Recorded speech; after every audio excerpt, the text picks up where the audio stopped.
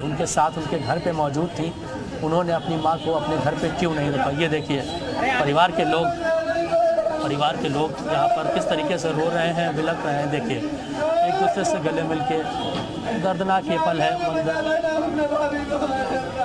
ये तस्वीरें civil hospital से, अभी तक सिविल हॉस्पिटल में 11 लोगों को लाया गया, इसमें से 2 की डेथ हो चुकी है, एक यहाँ से डिस्चार्ज हुए। और ये पूरा हैदर परिवार, ये देखिए अब्बास हैदर किस तरीके से अपने परिवारीजनों से लिपट कर रो रहे हैं, बिलख रहे हैं।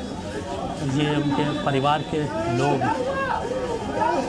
अब परिवार की जो महिलाएं हैं वो कल से ही परेशान हैं, लगातार दुख है उनके। और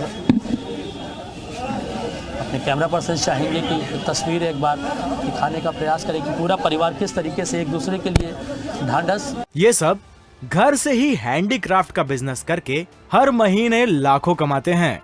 आपको भी ये करना है, इनसे सीखना है तो फ्रीडम ऐप को अभी डाउनलोड कीजिए। बंधा रहा है क्योंकि परिवार में और भी बच्चे हैं, महिलाएं हैं, पूरा परिवार दब गया। और अब 2 लोगों की एक ही परिवार में 15 मिनट के अंदर मृत्यु की खबर आना, ये दुखों के पहाड़ टूटने से कम नहीं है। पहले माँ का चला जाना, उसके बाद पत्नी का भी साथ छोड़ देना। उनके दुख को कोई बयां नहीं कर सकता, ये जो स्थिति है उनको कोई बता नहीं सकता।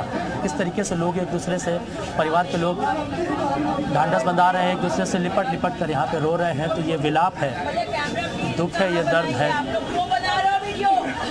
परेशान है उनके घर के लोग। इस दुख की घड़ी में समझ सकते हैं मयूर, और ऐसे में मीडिया कवरेज होना भी ठीक नहीं है, क्योंकि परिवार को चाहिए कि वो थोड़ा सब वक्त लें। ये दुखों का पहाड़ उनके ऊपर टूटा है, ऐसे वक्त में वो चाहेंगे कि उन्हें अकेले छोड़ दिया जाए, हम ये समझ सकते हैं। लेकिन 17 घंटे कम नहीं होते हैं, लगातार टीम की कोशिश होती रही, एसडीआरएफ एनडीआरएफ की टीमें कोशिश करती रही, लेकिन ये जो नाकाम कोशिश की गई वो किसी काम नहीं आई। पहले पत्नी की मौत हो जाना और फिर मां भी नहीं रही, ये समझ सकते हैं हम दुखों का पहाड़ किस प्रकार से टूटा है पूरे परिवार पर।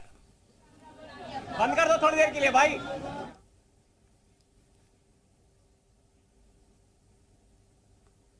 मयूर,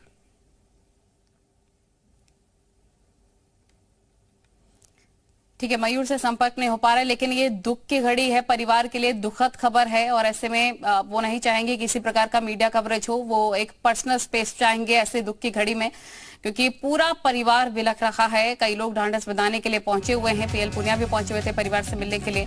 लेकिन फिलहाल ये खबर कि समाजवादी पार्टी के प्रवक्ता की पहले पत्नी का निधन हुआ, उसके बाद उनकी मां भी नहीं रही, दुखों का पहाड़ उनके ऊपर टूटा है। ये बहुत ही दर्दनाक खबर है, दुखद खबर है। समाजवादी पार्टी के विधायक शाहिद मंसूर की मौजूदगी में तमाम चीजें हो रही थी। कल शाम को ही रवाना हो गए थे शाहिद मंसूर। ये एक और बड़ी खबर इस वक्त हम आपको बता रहे हैं, बेहद ये दुखद खबर है इस वक्त की।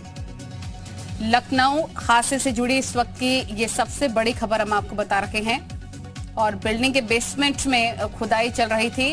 लोगों का ये कहना है कि क्योंकि कंस्ट्रक्शन चल रहा था बेसमेंट में, इसी वजह से नींव कमजोर हुई और भरभरा कर पूरी बिल्डिंग गिर गई। कल शाम को ही ये हादसा हो गया था। ये बड़ी खबर इस वक्त हम आपको बता रहे हैं, अहम जानकारी, जहां पर 16 लोगों को बचाया गया है, 2 लोगों की अब तक मौत की पुष्टि हो गई है। लखनऊ हादसे से जुड़ी बड़ी खबर, लखनऊ बिल्डिंग हादसे से जानकारी ये मिल रही है कि जांच के लिए जहां पर 3 सदस्यीय टीम गठित कर दी गई है। सीएम योगी के निर्देश पर जांच कमेटी गठित की गई है। एक महिला की मौत, एक और महिला की मौत, सपा नेता अब्बास हैदर की पत्नी उज़्मा की मौत हो गई है। और उसके बाद उनकी मां की भी मौत की खबर सामने आई। सपा नेता अब्बास हैदर की मां की भी मौत हो चुकी है, उनकी पत्नी का भी निधन हो चुका है। अस्पताल में जब उनका इलाज चल रहा था, जब उनको निकाला गया, उनका रेस्क्यू किया गया उनकी पत्नी का, तब उन्हें फौरन हॉस्पिटल लेकर गया। उसके बाद 10 मिनट 15 मिनट के बाद ही ये खबर मिली कि अब वो इस दुनिया में नहीं है। जद्दोजहद की गई, रेस्क्यू टीम की तरफ से पूरी कोशिशें की गई कि उनको बचाया जा सके, लेकिन 17 घंटे तक दोनों महिलाएं दबी रहीं, जिसकी वजह से अस्पताल में उनका इलाज के दौरान निधन हो गया। उनकी मां की ऑलरेडी बॉडी ही बरामद हुई थी, शव भी बरामद हुआ था, लेकिन पत्नी को फौरन अस्पताल पहुंचाया गया, जहां पर इलाज के दौरान उनकी मौत हो गई। दुखों का पहाड़ टूट पड़ा है पूरे परिवार पर, रो रो कर बुरा हाल है उनका। और साथ ही उन्होंने मीडिया कवरेज के लिए भी मना किया है। लाजमी है कि ऐसे दुखद वक्त में वो एक पर्सनल स्पेस चाहेंगे। फिलहाल ये बड़ी खबर, इस वक्त की सबसे बड़ी खबर आपको हम ये बता रखे हैं, बिल्डिंग के बेसमेंट में खुदाई चल रही थी, पाइप डलवाने का काम हो रहा था और लोगों का कहना है कि इसी वजह से ये पूरा हादसा हुआ है। विशाल हमारे सहयोगी तमाम जानकारी के साथ हमारे साथ लाइव जुड़ गए। विशाल, क्या अपडेट आपके पास, क्या जानकारी?